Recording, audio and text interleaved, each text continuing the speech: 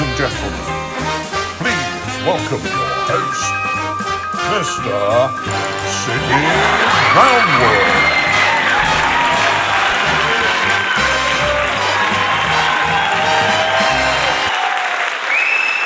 Hello, good evening, and welcome to this, the latest Lardy Oddcast, as we gather again on a grey and damp Great British Summer's Day. I'm joined by the John Ketley and Michael Fish of Wargaming, Nick Skinner and Richard Clark. Gentlemen, once again, welcome to the TooFatLardies Oddcast. Hello, Sidney. Hello, Sidney. Is that a warm front moving in from the west? I've always got a warm front, as you know, Nick. But what have you been up to since we last spoke? Whoa, tidying up, believe it or not. It's not something I'm good at. And during lockdown, the whole of Lard Island just became one huge rubbish tip. Going literally every inch of floor and tabletop covered in rubbish.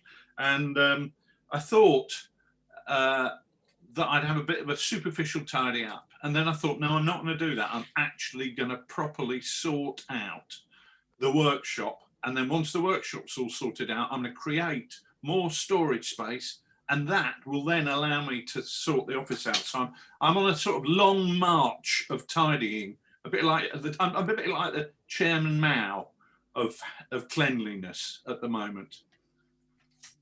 When I was over at your house the other day for a game, when I looked in the room that we normally play games in and record, pre-pandemic at least, I could hardly get in that room for sort of half cut up horses, bits of figures, broken bits of terrain. It looked like a sad toy maker's workshop.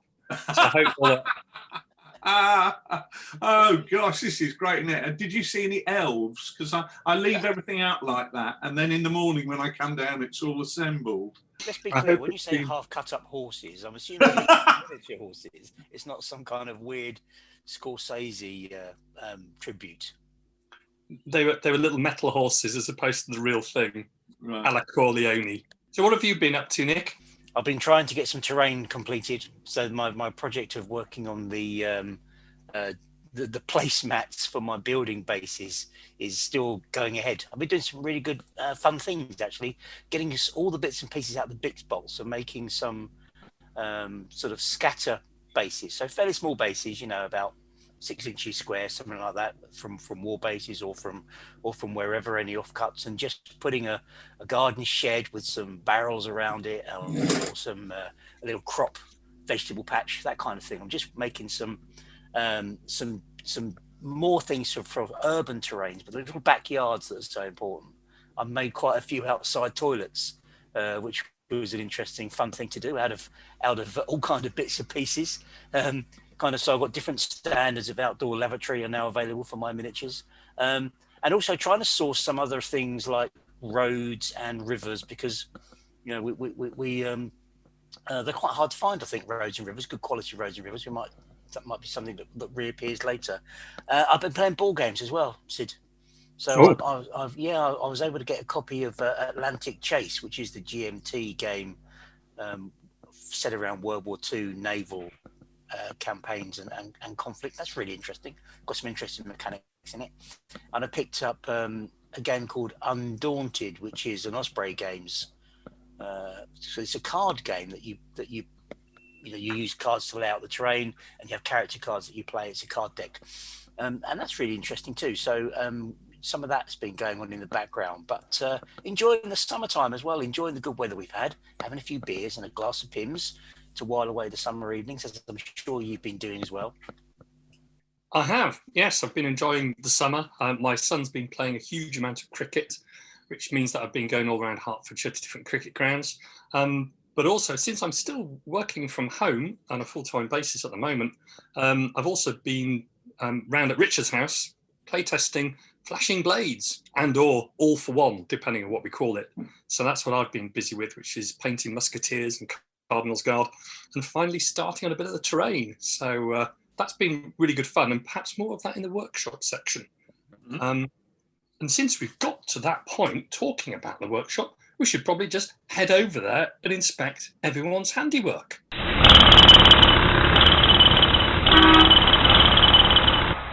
So So here we are in the workshop, and it's clearly being in some process of rearrangement.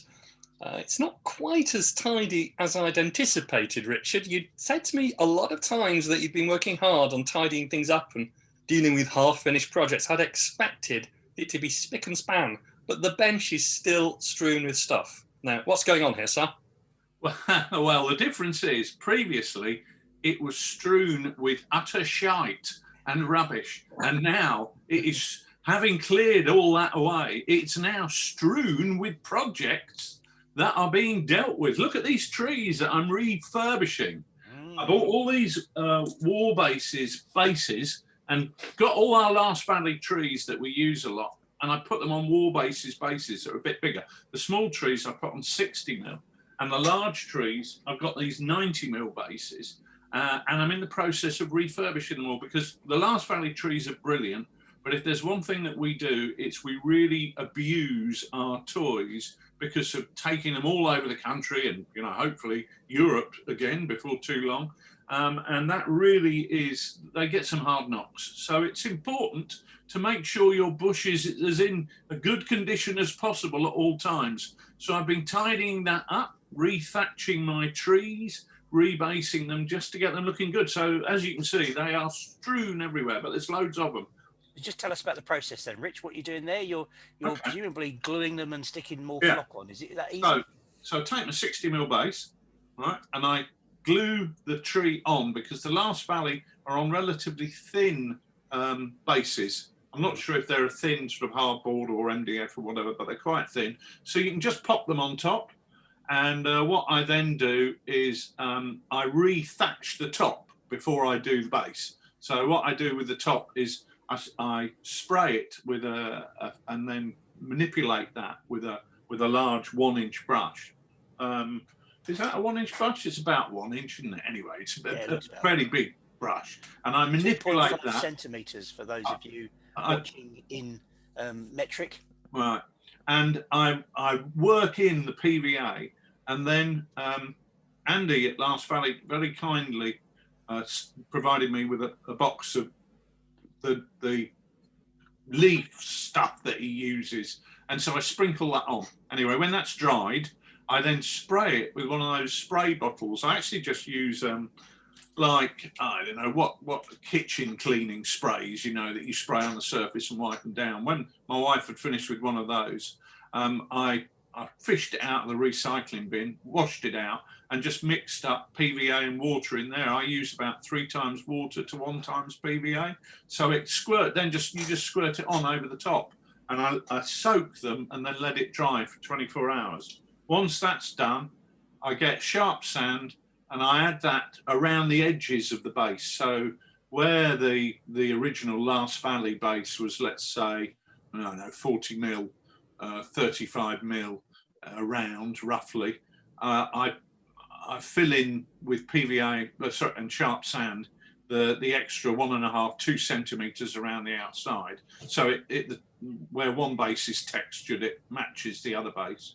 And then I just slap some paint on, and then I use 3 colors of paint. I start off with a brown, then go with a yellow, and then go with a sort of cream color. And then I just add grass flock to it. And it just means that the trees look brand new and the bases make them a little bit more stable. So it's just a case of I'm going through all of mine and all the club's trees and trying to refurbish them as we're coming out of lockdown and going out to more and more shows. It's nice to have everything looking nice. And I'm also looking at nabbing some quick wins, stuff that I've started before and never quite finished. And what I've done is I've created some space by getting rid of all my 15mm buildings, because I'm not gonna use them again. I haven't used them for 12 years, and I think, well, you know, it's not something I'm going to go back to. So I've cleared them out and handed them on to a couple of charitable institutions in the world of wargaming, namely Dave Brown, and that has allowed me to create some space. And what I'm doing now is, if you look over to your right, you can see I'm sorting out all my buildings. So on that shelf there, you've got all the Roman buildings. On that shelf there, you've got all the imagination stuff. Up there, you've got all the World War II stuff for Chain of Command. And so I'm really getting things sorted out, but it's getting those quick wins, because you think, I half did that station on Lard TV. I can just knock that out now and get it from the I'm still working on this pile into the right, it's completed, and we can use that in games, and we'll put it on the terrain shelves over here. So yeah, it's been really positive. The problem is I was meant to be tidying everything up and getting the tidying up finished, but of course as soon as I created space on the workbench, I started working on stuff, which isn't quite the way it should have been. But nevertheless, it's productivity. That's the difference, Sid. It's a case of getting things done as opposed to it just being a bleeding horrible mess. I think it's having a project of finishing whatever you've half finished. That's a project in itself. I think it's always tempting to start new projects because they're exciting, but actually it's a really good thing to finish half finished projects. I remember at the start of lockdown, I had quite a bit of terrain, which was like Flemish or French village terrain, and it was been knocking around for years really, and I sat down and did it. And I remember sitting on the paint and chat one night thinking, this is just disgusting. What am I really bothering with this? Why don't I just bin it? And there was one building I almost just did bin at that point. But I persevered, and actually it's surprising that you get your own momentum, and I finished them off and really reasonably good at the end of it. I think they were okay. And it's nice to finish things. I think that gives a really warm glow inside. Interesting you mentioned about PVA. I know we talked about this, and I think your PVA spraying is more successful than mine. I think I'm probably a bit watery on my PVA, but yours looked really good when I saw those. So Nick, what have you been doing as well? You've been, I think, sort of doing various bits and pieces. Yeah, as I said, scratch building stuff really. So, you know, getting some little MDF boards, little terrain boards, and just creating something on top of that. So not necessarily planning it as such, but more about the point of actually just picking something up. You know, when you're in that bit of the workshop where you've got all your bits and bobs around you, and you kind of pick up an old shed and you pick up a few old barrels, and then you kind of position them on the base to see what works, because there's kind of a bit of a feng shui thing that goes on, isn't there, about bases, about whether do I put the building square to the slightly rounder base, or how do I try to get things line up? And sometimes you get something that looks really good and you think, yeah, I'm going to go for that, and you whack it down, you glue it, and you can base it. And the great thing about fairly small bits of terrain like that is you can do them as a you know, 3 hours in the afternoon and they're done kind of thing, isn't it? You just need to get them underway, glue them, spray them, and bit of dry brushing, and loads of them are pretty near completion. What do you want to say, Rich? I just want to say I totally agree with you. And the nice thing is that at the moment, the reason I'm working on terrain is I've lost my painting mojo. And actually going onto terrain, and yeah, there's painting involved in terrain, but it's a bit more user friendly. You know, you don't feel like you're having to make a huge amount of effort when you've lost that mojo. So doing little bits of terrain like that is fun. It's really a creative little project, but you know you can put it down after 10 minutes if you're fed up with it, and that's quite nice. Whereas if I settle down for a painting session, I know I'm in it for at least a couple of hours, and at the moment I just can't face that. I just don't want to paint.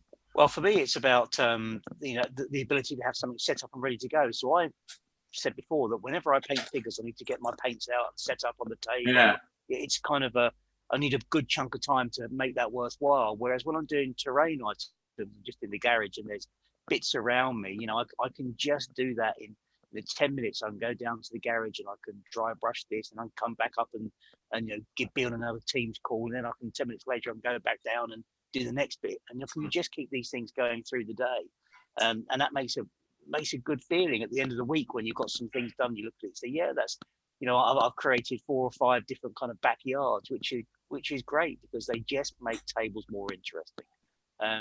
Yeah, and so I'm going to do a bit more of that. I think I've got loads of figures to paint, of course. I've got more stuff in from the Genie.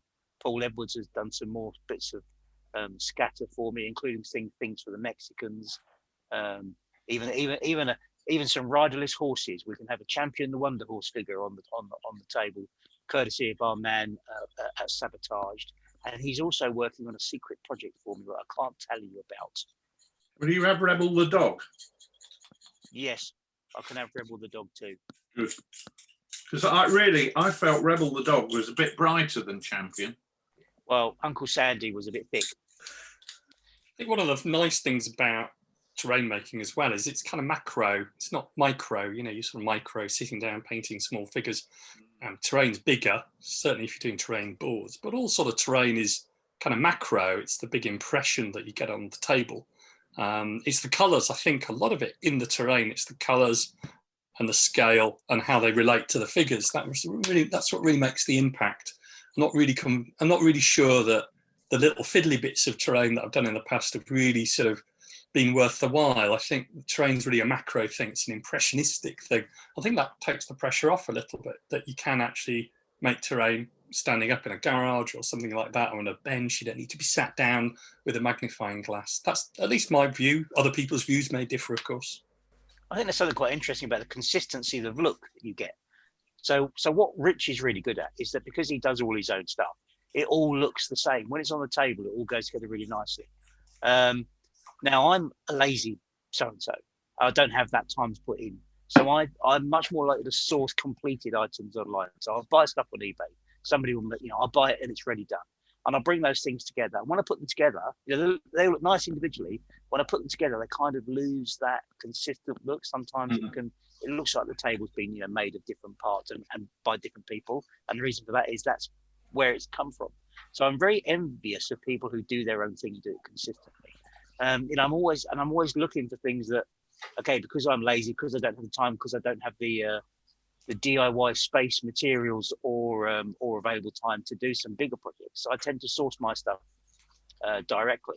And it's really interesting that, I said earlier on, I'm looking for rivers and roads, and when you consider how much other stuff there is available to us. So we can, if you want barrels and carts and fences and walls and all that other stuff that goes on the table, you can find that. It's millions of that. But finding good quality rivers and roads is very difficult. And I'm still trying to find good quality roads, 28 mil roads. And it's commercially, there's not much there. If you're lucky, there's some talented people that make some really good stuff, but really making it yourself is still probably the best option for that kind of thing. It's a compromise. I always find with roads, it's a compromise. I mean, I've got the beautiful cobbled roads from early war miniatures, but they're made for 20 mil, which looks fine on the table until you get two tanks together. It's a narrow road, however you want to look at it. And if they did that at 1.5 size, multiply it by 1.5 size, so it just was that bit better for 28 mil, it would be great. But finding good quality roads that are the right scale for 1-to-1 28 mil gaming is quite difficult, because traditionally war games have been played at one figure equals X number of men, and therefore everything's scaled down for size and expensive as well. I'll pay 25 quid for a resin building. I've just bought a whole load of stuff from Total Battle Miniatures. Beautiful buildings, really nice. I know they're going to look great on the table. They're coming on really nicely already. You spend 200 quid in the blink of an eye on 5 or 6, 7 buildings, whatever. And then the roads are also 25 quid for about 3 stretches of road. And you think, I'm not quite getting the same buzz from 25 quid on 3 bits of road as I am from 25 quid on a building. It's just personal preference, I suspect, as much as anything. Very good. Roads are at the heart of almost every tabletop we lay out. So that's you're going to use them everywhere, aren't you? That's the thing. I should just stop whinging and buy some, shouldn't I? Well, as you say, it's finding the right product, isn't it? That's the difficult thing. But I hear what you're saying. And in that vein of finding answers to things, I think one of the things that you can always sort of revert to is trying to sort of integrate the roads into the whole terrain with terrain boards, and that's another option. You never need to make any more roads or rivers there, but you have a different sort of set of requirements there. You've got to have the storage to store those boards in the first place, but then you can really integrate those roads and rivers into the terrain itself. It's just a different answer to the question, isn't it, really? Something worthy of a big issue maybe, but not for this week. Well, good stuff, and good to see that this is now officially not a mess, Richard, but apparently progress. That's nice. Anyway, this edition is one of our occasional Ask Sidney specials. So we better head back across to the sofa of sincerity to see what's in my bulging post sack. Sidney Roundward. He's got red trousers. Sidney Roundwood's sofa of sincerity. Gentlemen, please take a seat. Make yourselves comfortable. Firstly, I've had quite a few questions to start us off with, which are in the same type of vein. Tom in Kilkenny in the Irish Republic says, Rich has previously said there's a lot of different projects under consideration and in the works. Can I ask which particular project is currently stoking the imagination and interest the most for yourself and Nick? And more importantly, why? Mark Bryan in Sweden asks, what's the status of upcoming game rules? What's next off the press? Mark Luther in Georgia says, is there any word on the Far East Chain of Command book? Getting ready to do up some Stuarts and Shermans with the anti-personnel frames and wiring. That sounds good. Benito in Madrid says, is there any update on the Chain of Command projects, Burma and Arnhem, or the infamous supplement? Any intention of reviving old ideas of a guided tour to Normandy in the future? Well, let's have a look at all of those different questions from the guys. What's in the pipeline, I think, is the question being asked by all of those gentlemen.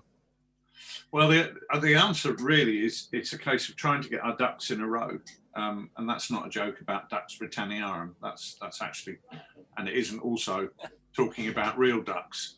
It's what I found myself doing as we came out of lockdown was chaotically flitting from one bright flame to the next, because throughout the whole period of lockdown, what we've had is the ideas still keep coming. You can't say to your brain, okay, brain, switch off, we're in lockdown, don't think up any new ideas for games. They still keep coming. And I scribble them down in a notebook. And then when we come out of lockdown, you want to be doing 10 games at once because you want to get all these ideas going. So I'm, getting ready to play test the jungle rules for Chain of Command. I really want to be working through all of the periods in that Far East handbook, because there are lots of different micro theatres within the overall theatre. So, for example, Burma at the end of 1941 is different to,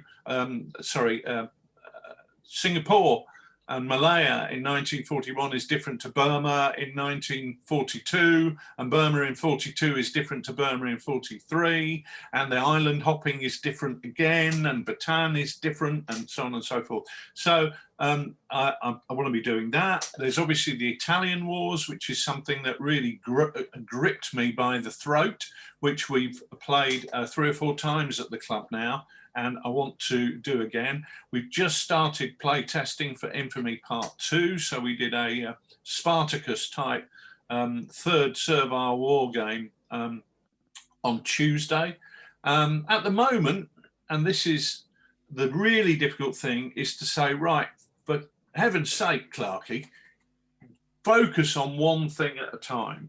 And the issue, of course, is that we've got like a Le Mans start with all of these projects that were sort of waiting on the grid, and you just want to run to them, drive off in all of them at once, and you just can't do that. So it's a case of trying to pick the car that is going to go the furthest. The problem I've got is that I'm inspired by all of them, Tom, and I need to try and get my focus on doing what I should be doing rather than trying to doing everything at once. And I'm sure it must be similar for you, Nick. I mean, I know we've talked about Hello Sailor and whatever. Yeah, all these kind of things. I mean, it's interesting that I think also that Le Mans start is quite a nice analogy, but I think also you and I at the moment are running to different cars as well.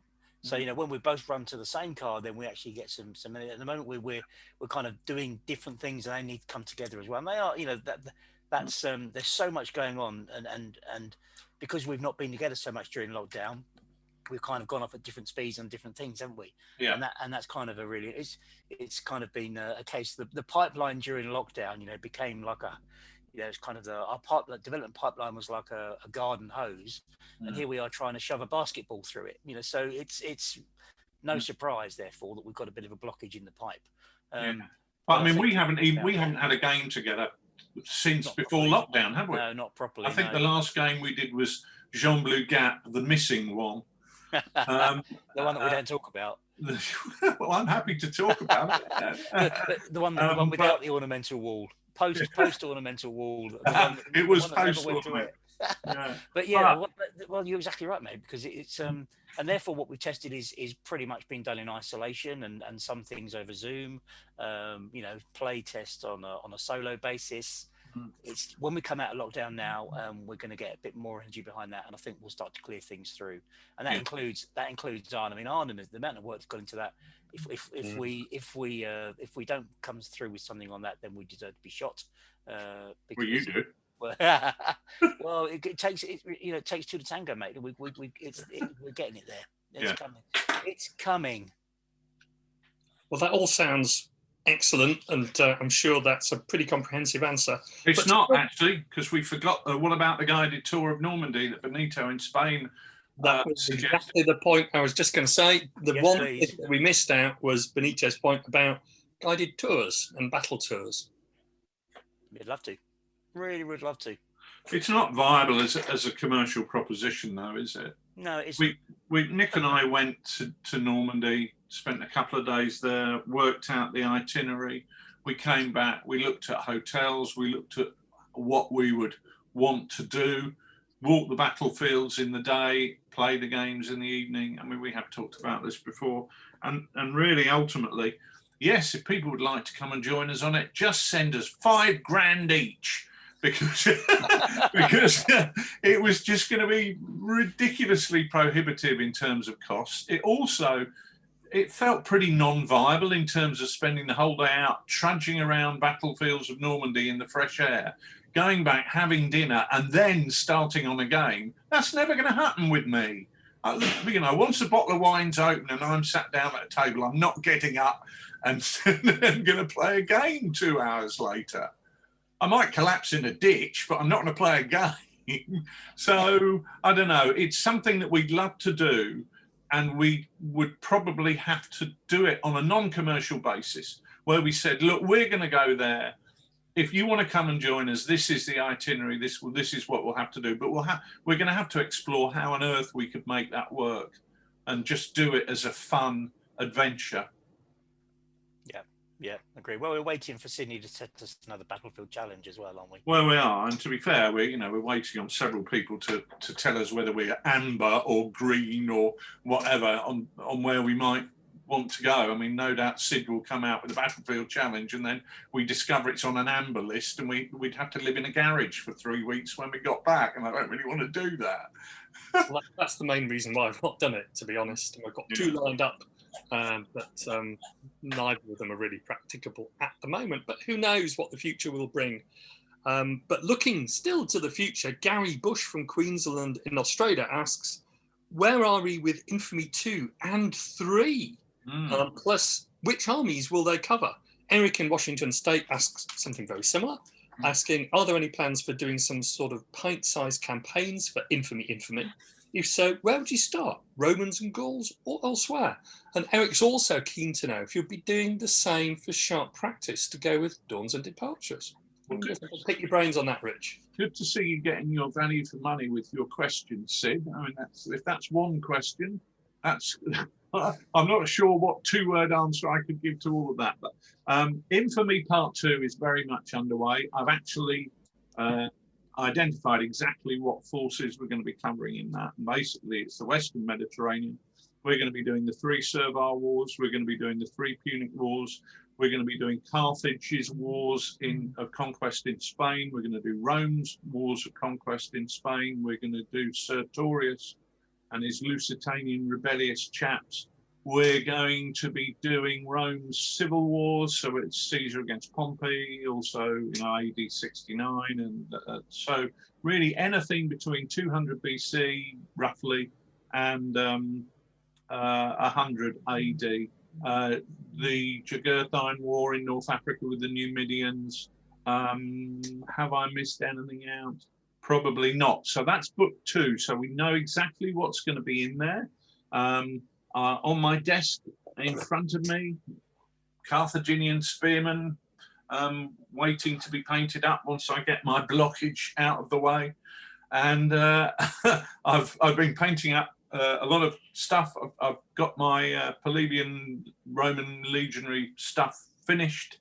So, yeah, we know what's going in that. Book 3 is going to be more Eastern Mediterranean, so the world of the Greeks, the Egyptians, and the successor states, Dacians, and all those chaps who live over there and wear granny's curtains and too much makeup. So it should be an interesting cultural split, if you like. So the Aegean is the cut-off line really between one and the other. But yeah, we know what's going to be in part 2. We know roughly the outline for part 3. But one of the things I was considering for part 2 was going to be some of the Latin stuff. So things like Etruscans, Sarmatians, Oscans, and I just thought that was a bit too proto. It was a bit too early. And so I've decided what I'd really like to do with that is cover it, because I'm really interested in that sort of early, the emergence of Rome, bashing up the Sabines and all that. But I think that would be better covered in Lard magazine. So I'm going to do that as a sort of Brucey bonus article for doing that early stuff. But yeah, so that's Infamy Part 2, very much on the way and actively being play tested at the moment. Another game lined up for a couple of days' time. Would you ever do the same for sharp practice to go with Dawns and Departures? Well, I say no. One of the points of writing Dawns and Departures, and also the same goes for the campaign system in Infamy Part 1, is that I don't think you need pint-sized campaigns, because I can literally roll up a campaign for sharp practice using Dawns and Departures in 5-10 minutes at the most. And that, I like the idea of doing something such as what Chris Dawson has done with the Swamp Fox. I like the idea of doing that. I also like the idea of doing something like the Complete Fondler again, where you follow somebody's career. I quite like the idea of doing, excuse me, a pint-sized campaign for sharp practice with a really strong narrative element. But to be honest with you, I quite like the idea of doing a lot of things. And I just, as we've already discussed, we're trying to shove a basketball down a garden hose. And to say that I'm going to add anything else to that would be crazy. So I'm not going to say it. So at the moment, the answer is no. But if you take Dawns and Departures, you can map out your campaign very easily and then just add in a few additional characters who you really want to see in your campaign. And it's pretty straightforward. It doesn't need me to help you do that. You can do it yourself. And you can set them in historical context as well, so they don't have to be fantasy lands. No. So you can use the same methodology to if you wanted to create a campaign in 100 days, for instance, 1815, you can still use the Dawns and Departures to do that, to roll it up on a historical basis. You just give the terrain items that you roll up a historical reference, and you're there, aren't you? I would like to see Jim do some more tiles for Dawns and Departures, but he's an artist, Lovey. He's an artist, and you can never tell when artists are going to pluck out their pen and pencil and paint and start producing, and when they're going to be cutting their own ears off. We can't rush artistry, but with that sort of topic in mind, Gregory in Newcastle asks, are there any rules you've played from your introduction to wargaming which have simply never been bettered? No. Definitely no. The stuff, the rules that I used to play in the 1980s were bloody awful. Yeah, I think we want different things from games now. When I look back on those, somebody shared some photos on Twitter the other day of some of the old tabletop rules games with the, and I used to love those games, and they gave me real satisfaction back in the 80s, to play those. I have no motivation to do that now, but it's a different thing, isn't it? It's a different game. I think we want different expectations from our games. Totally. So I think, our attitude changes, we develop as gamers, and we want different things. So all rules will be bettered, even the things that we think are, the best thing since sliced bread at the moment. In 20 years' time, we'll look at them and say, what load of rubbish that was. We'll look at these great games we've got now, because that's what games development is all about, mate. It's all about evolution, isn't it, really? And also, talking about evolution, Jimmy James asks, on a more technical question, He's got an introduction and then a question at the end, so I'll just quickly rattle through that. During lockdown, many more of us have gamed remotely over Zoom and the like, and it's been really good to meet up and game and enjoy the fellowship of the hobby remotely. But it's not the same as face-to-face. It's great, but it's different. Now, though, we've got the technology to do this, it strikes me that the rules, terrain, and figures we use are very mostly for traditional gaming rather than the new remote tech. So, first, Nick and Rich, do we think that remote gaming will continue to be even partially as popular in the future once COVID, touch wood, has been controlled? And if so, how can developers and gamers look to design and model for games which are played in this way? So really a kind of future-looking question from Jimmy. It's a big issue if I've ever heard of one. It's difficult to give a short answer to that. Yes, I mean, I know at the last virtual Lard, everybody was saying, we must not allow this to stop if COVID comes under control. And we just go back to gaming with our 5 mates down in somebody's basement or the local club. We've got to carry on because the internationalism that has reinforced in terms of, we've always, the whole thing about TooFatLardies is it's always been a community, because that's, we've always enjoyed sharing our game experiences with other people, and consequently a community has emerged, and that's always been something that's been really important to us. But the opportunity to game with people all over the globe using Zoom at Virtual Lard has been fabulous, because it's been a real embodiment of that aspiration. It's allowed what was an aspiration to become a reality. So I hope that that's going to continue. The question, how do we change the models and things like that in order to make it more user-friendly for that? I haven't got a bleeding clue. Yeah, I don't know either. I mean, I think there's technical advancements that will help us in this. It's everything's got a good quality camera on it these days. Cameras are getting better and better. Technology is more mobile, so we can have cameras at different parts of the table. It's more accessible, so people are more likely to have more cameras. The more cameras you have covering a game, obviously the more angles of view you get, and the more people can feel part of the game. The other thing is about dice rolling as well, isn't it? At the moment we're rolling dice. I love rolling dice. Gives a player in a remote game something to do, and it's really important that it stays interactive. But things like dice rollers, is there going to be a dice roller that actually we could say is a good one that we could use in remote games that allows you to still feel like you're rolling dice, but you can do it in a shared way? So I think there are things that are going to stick with it. Yes, we're going to keep remote gaming because yes, international gaming communities come together, and that's a massively important thing that we want to keep a hold of. I think the important thing about gaming on Zoom is that it does look like your traditional war games table that you'd see down the club. Otherwise, you might as well play a computer game. I agree. And do you know what? I'm quite worried about that.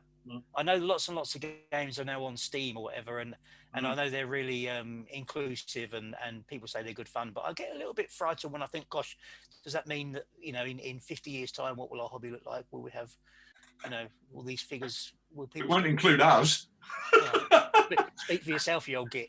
I intend to still be wargaming when I'm 100. Still looking for that elusive win. Excellent. So the next question from Jeremy in Lancashire is all asymmetrical warfare essentially the same, whether you're fighting Romans in Britain or Americans in Afghanistan? A perennial question as opposed to a future-looking question, if ever there was one. To be fair, if I was in Afghanistan, I don't think I'd be fighting Americans. I think I'd be fighting the other guys, but I'd be fighting with the Americans. But yes, it is the same. There are some principles of warfare that remain constant, whatever the period. Flanks are important in the 5th century BC and in the 25th century with Buck Rogers. There are some basic principles that remain exactly the same. I want to say the word immutable, but I don't know what it means. No, I'd agree with you. I think, yes, they are the same. And also, no, they're very different because obviously you've got different situations. As we advance through the years, the way that warfare is waged changes, but the fundamental principles of destabilizing your enemy and asymmetrical warfare is by its very definition asymmetrical. So so all asymmetrical warfare is asymmetrical because that's the definition we apply to it. But then from if that makes sense. Yeah. So they are consistent in that way. But as you go through the years, I think there are nuances. So I think you can have a kind of skeletal approach to asymmetric warfare that applies for all periods, but then you have to patch on top of that the nuances of any particular campaign or era that gives it its flavour. Yeah, I think that's entirely true, isn't it? You can't just apply the same asymmetrical rules that you'd have in a pre-Roman Britain with Romans arriving to the same helicopter. Exactly. Got the same asymmetry as you have in Afghanistan in 2001. But I agree with you. I think a lot of those principles are still relevant across the whole period.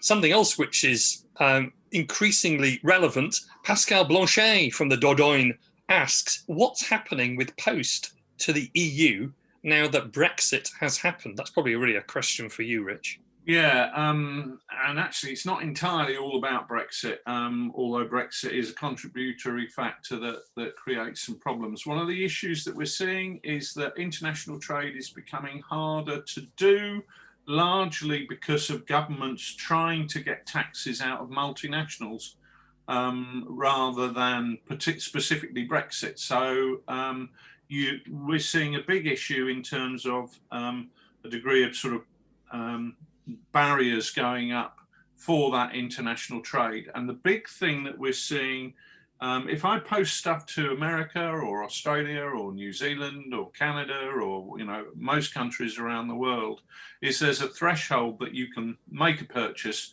up to a certain value. Often it's around £100, so it will cover most wargaming purchases before you get a kick in where you're talking about taxes being applied.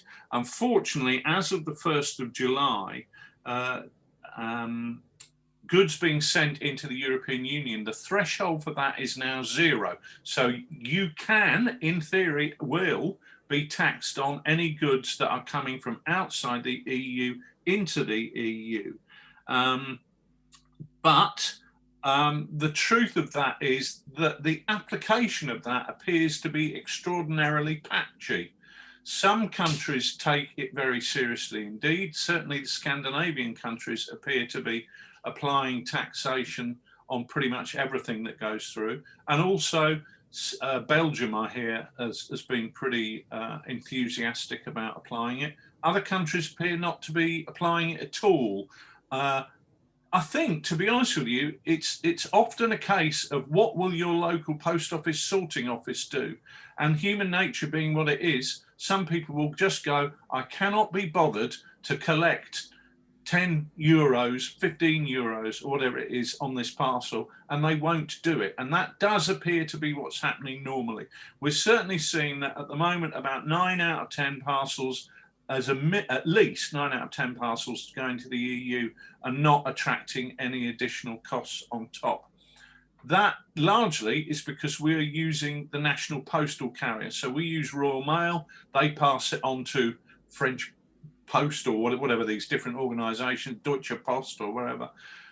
Whereas if we were sending stuff using private couriers, so DPD, organisations like that, they appear to be applying taxes right the way across the board on everything that they handle. I don't know why that would be. I've got my own thoughts on that, but that's not particularly interesting. So the issue that we've got is that we just can't predict what is happening with Post into Europe. Post to the United States became a lot more expensive last year because of issues with increased handling costs at the United States end of the market. And unfortunately, that's nothing that we can do about in the UK. But yeah, there's a real issue that what seems to be happening is big corporations who employ accountants all the time and at the end of the year say to sovereign governments, right, we're not prepared to pay all that tax, we'll pay only a part of it, are quite capable of doing that and are able to do all the paperwork and get all the boxes happening. So it's not really affecting big corporate entities, but it's crucifixion for small businesses. we have an option of entering into a trade agreement with the European Union where we charge people VAT and then pass that on to the VAT collection agencies within the European Union. However, that has to be done monthly, which means 12 points of contact with my accountant, which means a large bill every time. And we have an alternative, which is just not to charge VAT to people in the EU and then seeing if you get charged it. To be honest with you, we simply cannot go through the levels of bureaucracy that are necessary in order to do that. So we are selling products to the EU. We are carefully labeling them up as books, which is the biggest item that we sell. Obviously, we had to submit a detailed VAT form on the front of anything, but we are, and there should be no VAT on books, but how it's being applied is anybody's guess. But it's a bit like if I order from the United States, one time in 10, I'll get hit with VAT and import charges. The other 9 times out of 10, it gets through without any problem. So it's a bit like Russian roulette in terms of the postal service. And what can I say? Brexit has obviously exaggerated that for trade between Britain and the EU. It hasn't made any difference to trade outside the EU.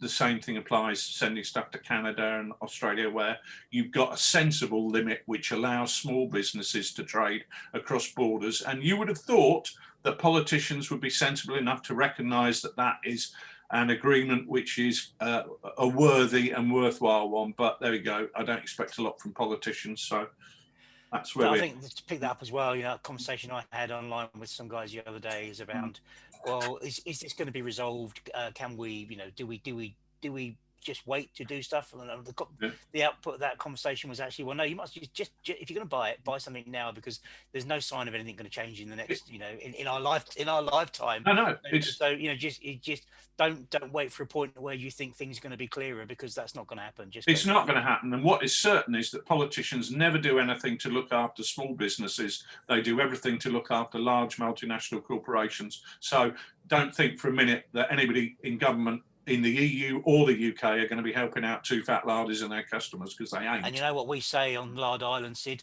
No taxation without defenestration. Well, that was a really, really long and boring answer, but hopefully... Wake up, folks.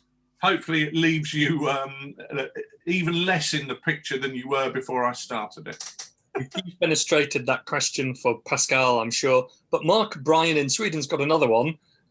Relating to any suggestions about how to research a battle from the Napoleonic Wars that's not covered in English text in details. Mark's trying to piece together the details of a battle called Savar in 1809 in northern Sweden, saying he wants to walk the battlefield every day. I mean, I think this is quite Every day?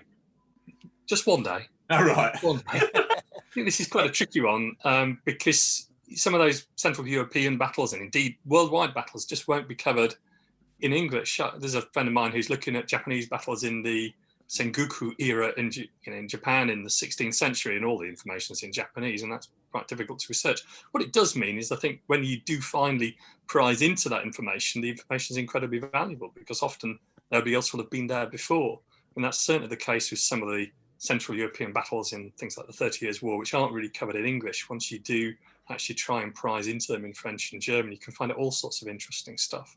But I don't know what your experiences are of things like that. I know we've all struggled with foreign text history books at some time or another. Yeah, well, they're hard to identify, aren't they? It's hard to know what you're looking for when you don't know what you're looking for. So this is where the international community really comes to your aid, and where social media, for all its evils, is actually fantastic. Because certainly what we have in our, you know, the gaming community and the Lard community in particular is a real international makeup of people who are into their history. And so, you know, putting out appeals for help on that medium is through that platform is a really good way to get some feedback. I mean, I've done that before with things we've been trying to look into. And there's, you know, you can't learn Japanese overnight. I don't believe, unless you live in the land of the midnight sun. Even one of those nights is not long enough to learn. I really think so. Yeah.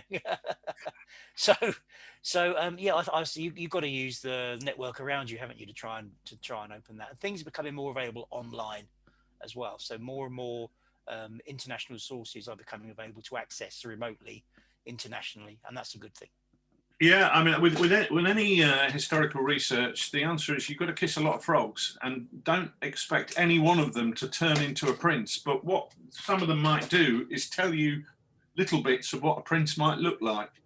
And gradually, through kissing many, many frogs, you can build up a picture in your own mind, taking into account, who wrote that particular account, what bias would they have, what's their perspective, are they saying what they're saying for a political reason? But the only way to do it is to try and find as much as you can on the subject, and then draw your own conclusions from reading it, going over it, looking at maps, understanding the background of the campaign, and gaining a big picture. I'll give you an example. I'm just doing some play testing on the Servile Wars.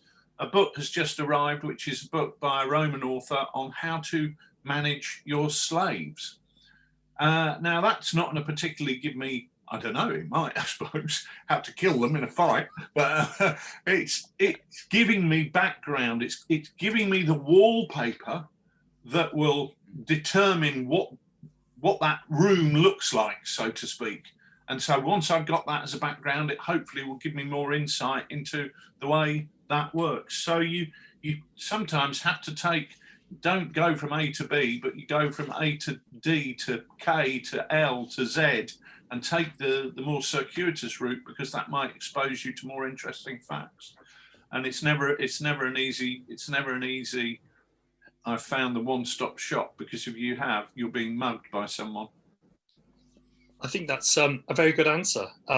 There's no easy answers and no easy journey on that particular route, Mark, but I hope that's been helpful.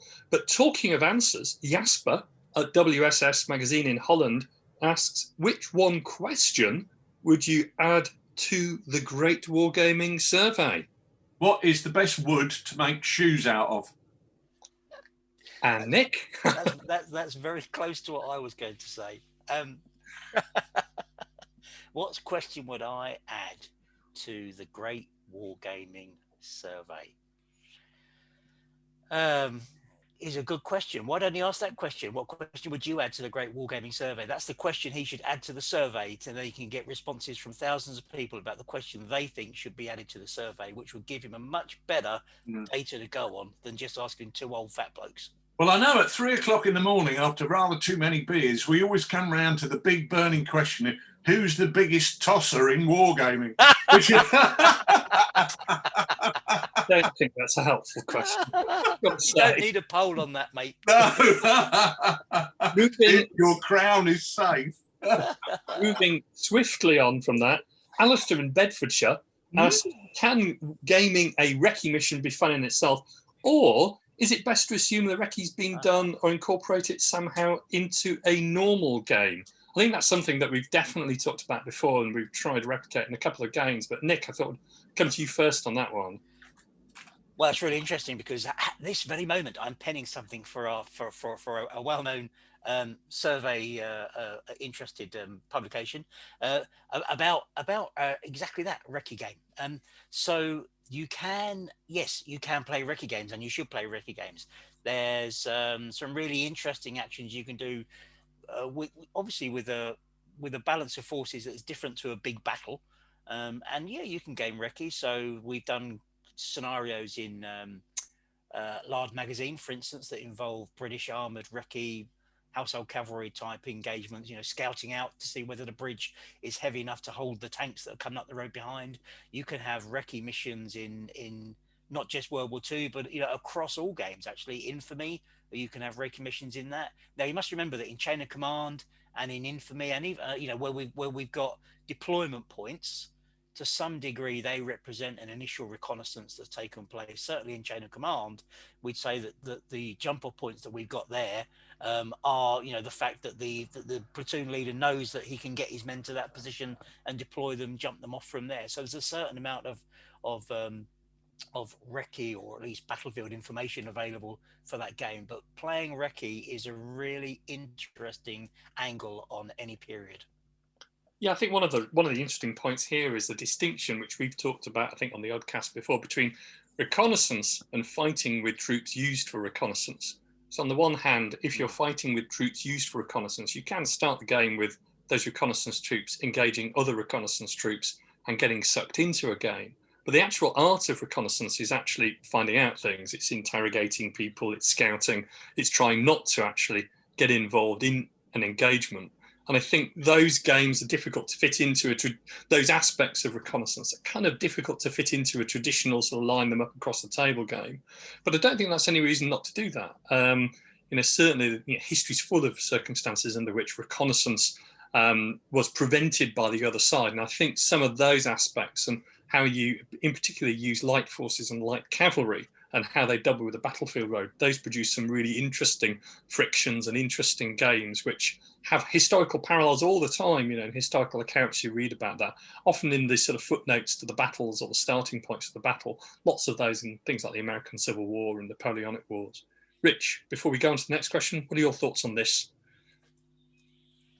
Well, it depends on the doctrine, doesn't it? It depends on the period. If you look at German Aufklärung's troops in the Second World War, their job was to find the gap in the enemy's line and not just report back on it, but to drive right through it and smash their way through it with maximum delivery of firepower and then report back, we've made a great big hole near Metz or wherever. Whereas the British doctrine of reconnaissance, certainly early war, was to find the enemy and bugger off very quickly and report where they were. Now, the first one is great fun because you get all those funky Aufklärungs armoured cars and, really good sort of Panzer Grenadier type infantry. The second one, where you get some bloke in a dingo with trying to manage a pair of binoculars and a Bren gun at the same time, and it's not quite the same gig. But at the same time, reconnaissance is hugely important. It's having information about where your enemy is and in what strength and what they're doing that allows great commanders to be great commanders, to win those battles. So incorporating some way of representing that into games, I think, is something that we should aspire to do. Of course, it's an awful lot easier to do that in a map-based Kriegspiel than it is on a tabletop figure game. So it just shows there's no one type of war game that does everything. Some bits are good for something and some bits are good for other things. Recce is brilliant for Kriegspiels. It's absolutely superb, and it's in fact it's much more manageable as well than other. And it can be the entire raison d'etre of the whole game, is to say, right, your big push is about to come. So where are you going to go with it? Where are you going to deliver it? What information do you have about the enemy? And then compare notes. Who's done the best recce job is certainly a viable and interesting game. We did a World War II recce game on Discord, Rich, just really quickly, didn't we? Where the guys commanded a recce squadron, and they therefore split their squadron into troops, and the troops went off down 7 or 8 different roads to try and find out which one was going to be the one that they were going to be able to advance along. It's a really interesting and fun and immersive game. Yeah, excellent stuff. So I hope that answers that question, Alistair. Dominic in Benediktsboyen in Bavaria, hope I pronounced that right, asks, can you tell us about Flashing Blades? Would it be possible to play it in a 30 Years War setting, perhaps as a stepstone to enlarge the collection of miniatures into an army, later to play Richard's Italian Wars game in a 30 Years War setting? So a number of sort of things there. I thought I'd take this one. So Flashing Blades is at a very early stage of its development. It's something which we're doing with Martin at War Bases and we're very excited about. It's a small-scale skirmish, playable in about an hour, around about 5 to 10 figures a side, on an 18-inch board, so it's small-scale, but quick. It's colourful, frantic, and fun. We would have campaigns and scenarios. The campaigns, I think at the moment, we're thinking of revolving those around Paris, and in particular around the personage of the King of France. And it's inspired by both the Dumas books and also the films on 3 and the 4 Musketeers, and also some later books like the À la Triste series of books. And I think it's been lots of fun in the games we've played so far, Rich. Yeah, definitely. And I think the important thing is it's a war game, not a role-playing game. You know, these are not characters with stamina and endurance and whatever. These are, you know, it's a war game. And that's been really a really key part of the game brief. We don't want to be doing Dungeons and Dragons with flouncy blokes from France. We want it to be a war game, and that's been really positive and fun, and it's been great fun to develop, hasn't it? We've been meeting once a week and sitting outside in some of the sunshine we've had when it peeks its way through, and yeah, it's been great. It's good. It's going in the right direction. Yeah, I've had a lot of fun with it, and I know, Nick, we're very keen on you to get over there as soon as you can. I know you're a busy guy with schedules and things like that. As for spreading it out to other periods, I think we're going to stick with France for the moment. Undoubtedly, if you took the rules whenever we are able to produce them, you could probably stretch those into any period where sword mastery is going to be a key. So you could use them for the 30 Years' War, English Civil War, or the Fronde, or whatever. But I think that classic sort of period is the one that most people have figures for and want to do. Yeah. But yeah, certainly possible to look at those rules as an engine for other periods. What we've tried to do with the figures is I've tried to do them in such a way that some, you know, the character figures, they are really for the game itself, but the henchmen and the ruffians, they are sort of dual purpose, really, and you can use those for other sets of rules. So I'm sure, Dominic, you'd be able to use your figures in multiple different games. We've stuck with 28mm. I've put on my blog various things about other scales which are available, but I think 28mm is the right scale for the period. Have you done a Roy Kinnear figure yet, Sid? You've got a figure of Roy Kinnear smashing a vase over somebody's head? Because that's got to be in there. If you can't smash a vase over somebody's head, I don't want to play it. I do have a couple of figures, but I am doing something special with a vase for Planchet, which I know you'll be very happy about, as with also Mousqueton, Grimaud, and Bazin, which are the lackeys for the other three musketeers from the novels. Nice. So there we go. Vincent, on to the next question. Vincent in Brescia in Belgium asked, with all the Franco-Prussian War news going on, is there a rule set or modification for Sharp Practice 2 in the works to cover the later periods? I know that's something we've talked a lot about in the past, but we've really struggled. I can see you scratching your brow there, Richard, when we mentioned the Franco-Prussian War. I know it's a subject that's really, really close to your heart, and I think it's all three of us are really interested in, but we've all struggled a little bit to actually find the right place in figures and Kriegspiels for Franco-Prussian War. We have. I was talking to the Perrys about this. I went up to Nottingham, unfortunately, to Duncan McFarlane's funeral, and we ended up having a conversation because they're releasing some very nice figures for the War of 1870-71. Also, they've got some of the earlier helmets in the German set, which will do for 1866, which is also a period I'm very interested in. And I have said to them, I'd be really interested in doing some figure rules for maybe brigade size actions where the smallest tactical unit is the company rather than the battalion. And so that's something, at the moment I'm running a tactical Kriegspiel set in 1866 as a precursor to taking some of those ideas and maybe putting something in Lard magazine as a set of rules for smaller brigade level actions in the Franco-Prussian and Austro-Prussian War, because I think they would be very attractive to game. And it's a period that is of tremendous interest to me because it's the real genesis of modern infantry tactics with that introduction of a breech loading rifle. So yeah, I'm very interested in doing that and really, really hope to have something for Lard magazine this year. I think it's a really interesting period. I think that on the French side, it's obviously very colourful in the imperial period. There's lots going on in the Metropolitan Army as well as in the Armée d'Afrique. But one of the things which I remember looking about 10 years ago with you, Rich, is just the sheer quantity of figures you would need to cover all the different battalions and divisions and a battle like Sedan. You know, it's really packed in there, and some of the smaller engagements I think are viable, but it's I think it's quite a difficult period. It is a difficult period, and I'm actually also looking at it from the point of view of what Mark Backhouse is doing with his strength through joy rules for the ancient period. And I'm keen maybe to replicate something in 2 mil for Franco-Prussian, Austro-Prussian, because I think that could work really good, really well. Yeah, I'm sure that's right. And Chris Pringle's set of rules, Bloody Big Battles, I think, do that as well. And that's another interesting sort of take on 2 mil. So I'm sure it's a viable period in 2 mil. And you may well be the guy to complement what's already available in that regard. Anyways, moving from very serious sort of thoughts about Franco-Prussian War to very serious thoughts about measuring things. Staffan in Göteborg in Sweden asks, should war games rules designers abandon inches and centimetres and adopt the new Badger measurement system? And dittos for miniature manufacturers. Badgers? What's all this about, Richard? Badgers. A badger. This came about in a conversation I was having, and I was explaining that actually measurement systems were not better or worse than other measurement systems. A measurement system is simply a means of communicating your requirements.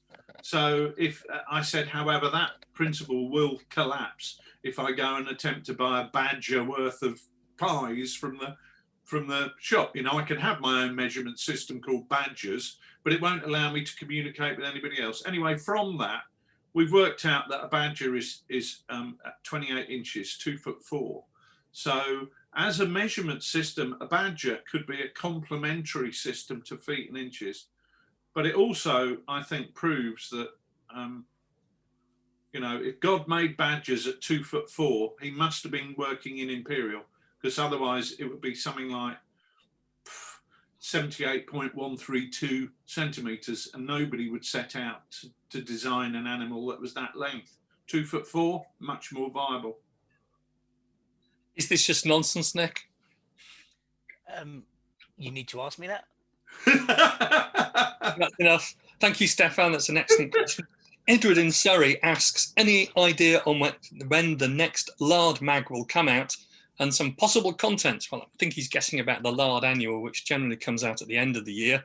But is it too early to start thinking about what we might write for that, guys? Well, I'm thinking about Franco-Prussian War rules for Perry's figures, because I've already said that. I think we've already got some contact from people with things that are being lined up for that. So it will be out before Christmas. Normally December is when we get that out, and it will be jammed with the usual stuff of that you love. So it will be chain of command. Got some approaches for chain of command, sort of pint-sized campaigns. We'll probably have one of those in there, I would guess. I think a couple of guys are working on those. We always have some rule ideas in there, some rule adaptations and new views on different campaigns. I'm sure they'll be in there too. So yes, there will be one. Yes, it will be out before Christmas, and yes, you're more than welcome to make contributions. So if you want to contact us with, if you've got something you'd like to add, then please get in touch, because we'd love to draw in more and more contributions from across the world of Lard. So if you want something to be in there, why don't you write it? Splendid stuff. And moving on to the next question, we've got a really interesting one from Alex from Rochdale, aka Storm of Steel. Why do Capital brother? Why do the rules primarily written by Nick seem to centre more on machines, tanks, aircraft, and ships, whilst Rich seems to write rules which centre more on humans? I think it's because I'm the caring human face of TooFatLardies, whereas he's more the Davros, or half man, half machine, automaton.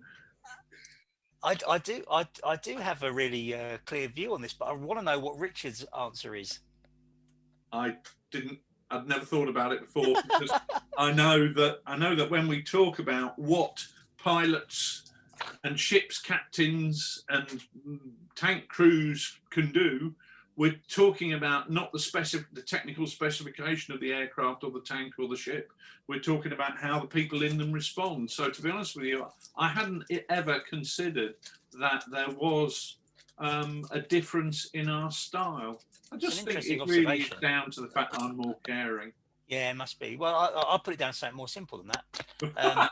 I'll put it down to the fact that aerial games and naval games and tank games are games that you play with one or two items, whereas our figure-based games involve a significant investment in armies Okay. So my angle You're a on it, bloody cheapskate. yeah, It my angle on based it on is you. that is exactly that. Because when we tend to collaborate, we tend to do it with big armies, and you lead on big armies because you're an industrial manufacturing machine when it comes to producing big armies at next to no space. And so what I've done is craft out that niche around the side where actually I can take 2 or 3, units, aircraft, ships, tanks, and get them on the table and play a game and work that up in that way. Um, yes, there are people in these machines, but I think in terms of the simple answer to why those rules come out from me in that way is because they are easier to get the figures on the table for. And I think there's nothing. My view is that simple. That's interesting. Good answer. Good answer. I hope that helps, Alex. David in Shrewsbury asks a question which I'm trying to remember if we've thought about before. We might have done, but peripherally. But David's question is, would you agree with the view that national rules reinforce unjustifiable stereotypes, or that national rules add flavour? And David gave the example of, should Gurkhas always be aggressive? Were British in the First World War always steady? And should the French be full of élan? So really a question about national characteristics in wargame rules. Gosh, when we use the word stereotypes, that's time to run a mile. Because whatever answer you give, you're potentially going to upset somebody. I think what we have to be careful to do is avoid stereotypes for the sake of stereotypes. And when we're looking at representing troops on the tabletop, we need to be careful that we are not simply taking an account written by one side and representing their jaded, maybe the wrong word, but simply representing their particular view of their opponent, which, let's face it, if you're at war with somebody, you don't tend to think kind and nice things about them. You tend to be fairly negative. So it's difficult. And there was an excellent article written in WSS magazine asking very much this same question. And the name of the author has just simply gone out of my mind. David, can't remember his surname, but David Hiscox. It was a very interesting piece. And I have to say that I think that it would be easy to throw the baby out with the bathwater here. It is important. One of the things we try and do is focus on tactical drills. So the reason the Germans have machine and gewehr is as a characteristic is not because they were born with a machine gun in their hands, but because that's the way they were trained. But Gurkhas is a particularly interesting one. I did some work down at Chatham at the Royal Engineer establishment there, running a game with some Gurkhas. And it was quite interesting that when you presented them with a choice of command decisions, what do you want to do here? You could do, because these guys were new to the concept of wargaming. What do you want to do here? Do you want to do this? Do you want to do this? Or do you want to do that?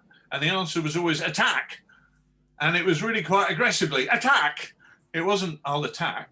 And it was clearly drummed into them as Gurkhas that the way to solve problems was to attack.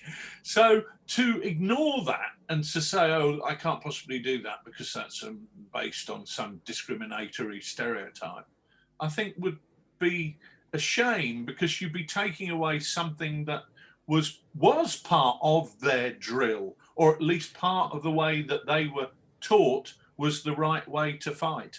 But you have got to be careful to avoid unjustifiable stereotypes. But the clue's in the question. David says unjustifiable stereotypes. Are there therefore justifiable stereotypes? If so, then we can justify using them. I think what's really interesting in those situations is trying to unpick for each of ourselves why we've got to the point of thinking in that particular way.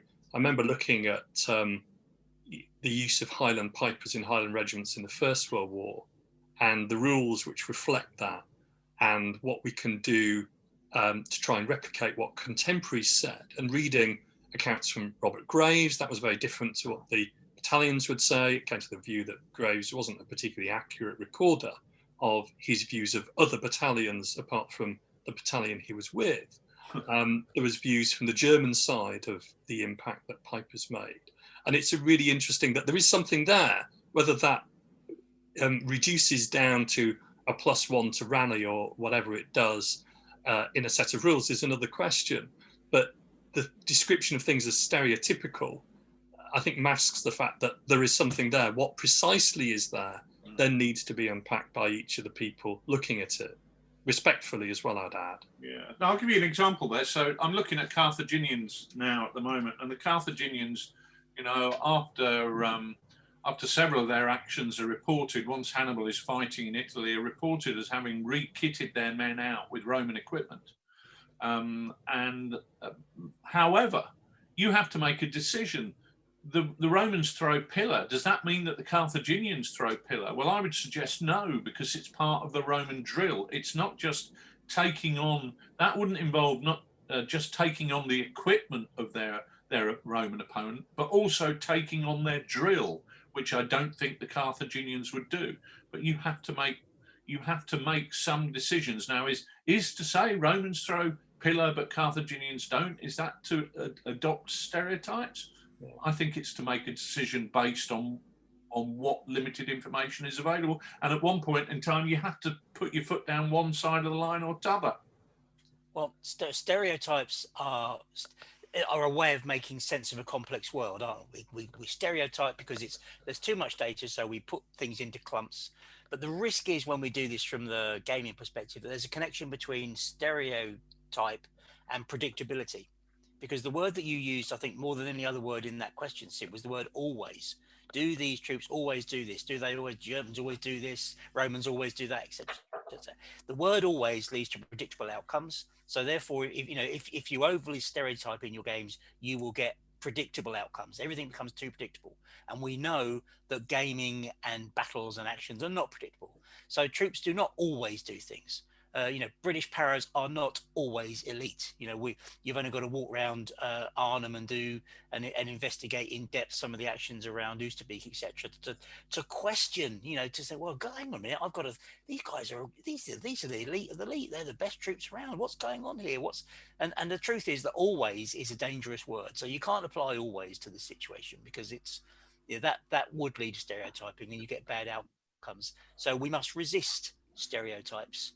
And yet, to extend that, you look at the Second World War and the First World War, where the Germans were so wedded to a system of elastic defence that the British knew that if they bit and hold, if they launched a limited attack and seized a sector of German front line, they knew that the Germans would always attack. And so in some situation, because the counterattack was drilled into the Germans as the best time to hit the enemy is when they haven't had time to consolidate. So you automatically enable the elastic defense and counterattack. So it's difficult to say, not always. So you have to look at the evidence and make a decision based on that. But yeah, I hear exactly what you're saying.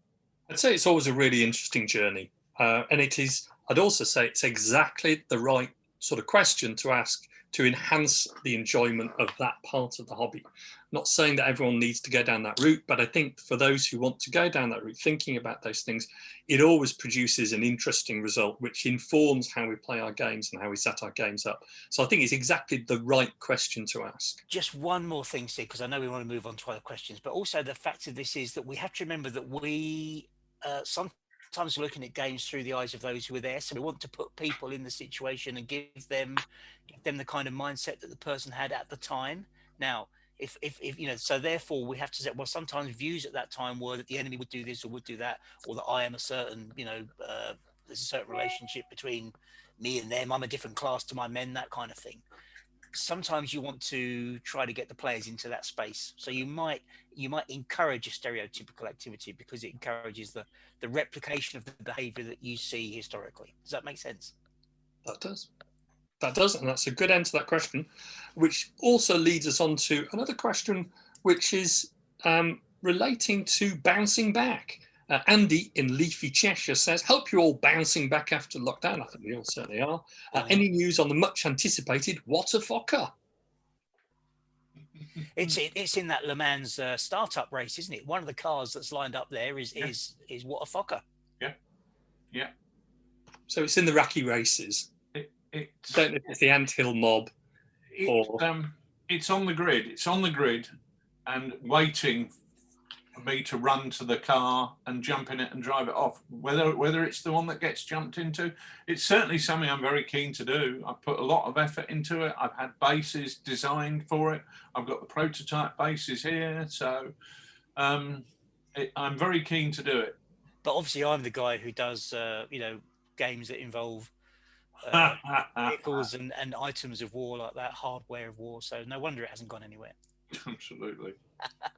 Next question is from Colonel Murray, Cole Murray in Devon, who asks, what would a brand new, never seen before on the wish list Sydney-led TooFatLardies project be like? That's a very difficult question, really, because I'm not really the projects guy, Cole. I think the one honest answer is I've really looked forward to doing this Flashing Blades thing for some time. So one easy answer to that is that it would be Flashing Blades. I think the other thing, which I mentioned to Nick before, I'd quite like to do something relating to the late 16th century and the Spanish Armada.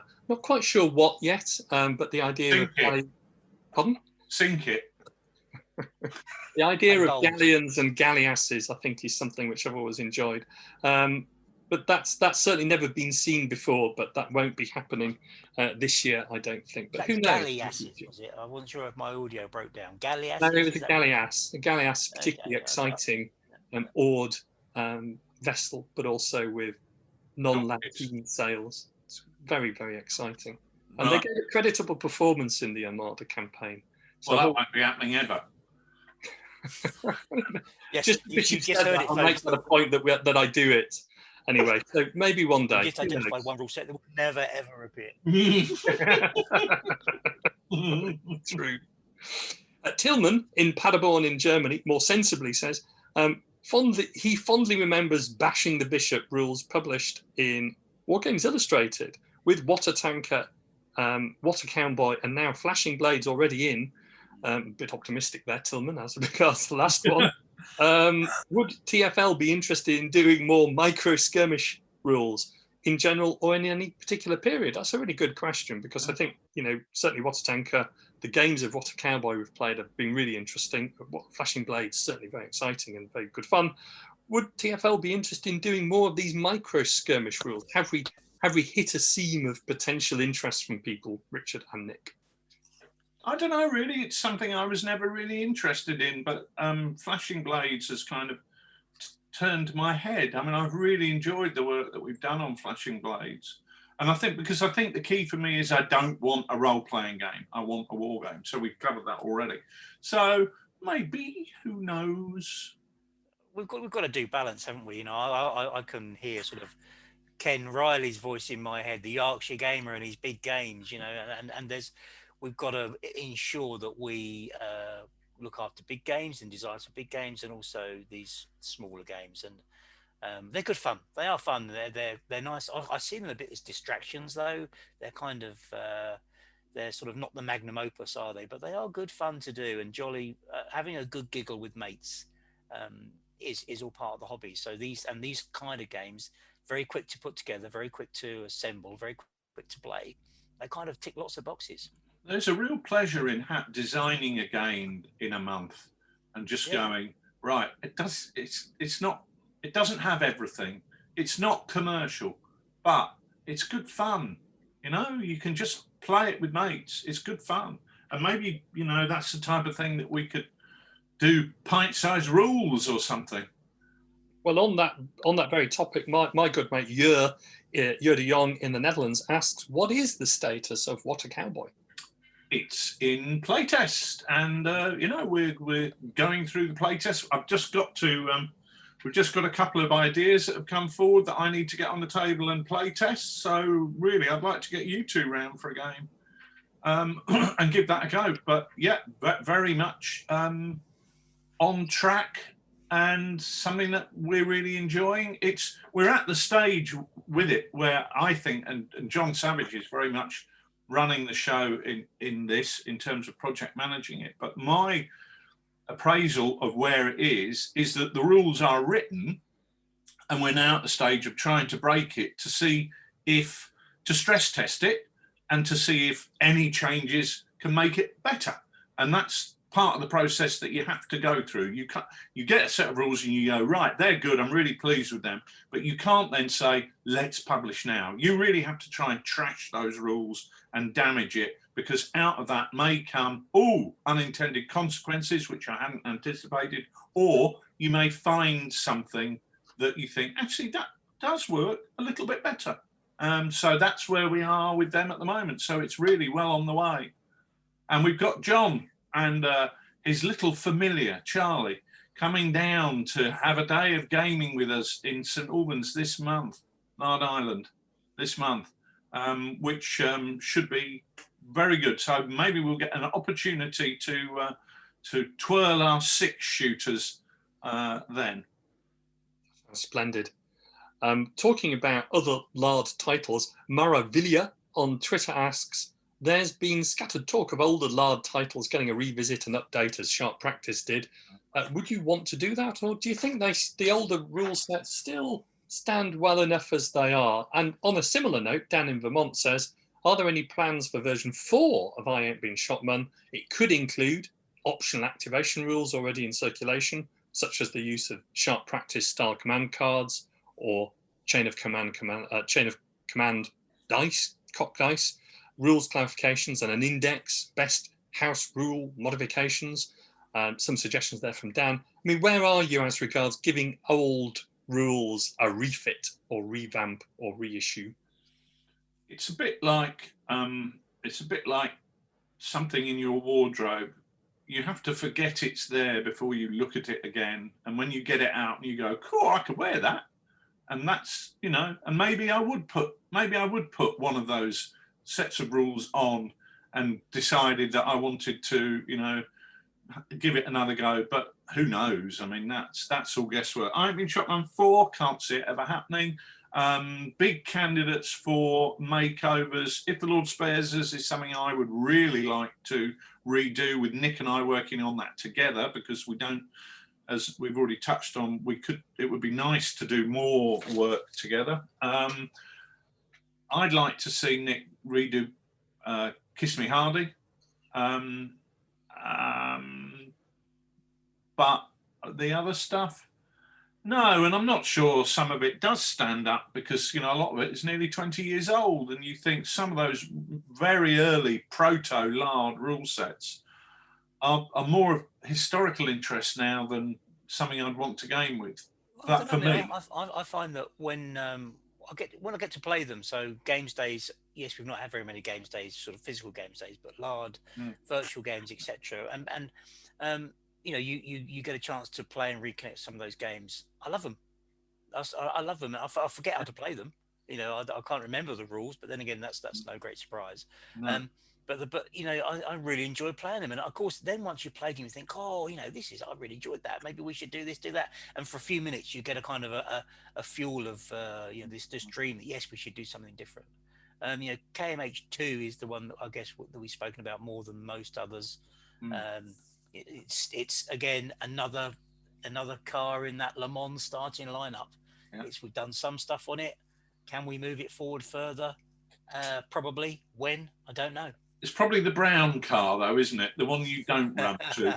You're going to run to the red one, the blue one, the bright green one, not the brown one. Probably. Although it depends. You see, I've only if I go away next weekend, I'm going down a Clotted Lard in September.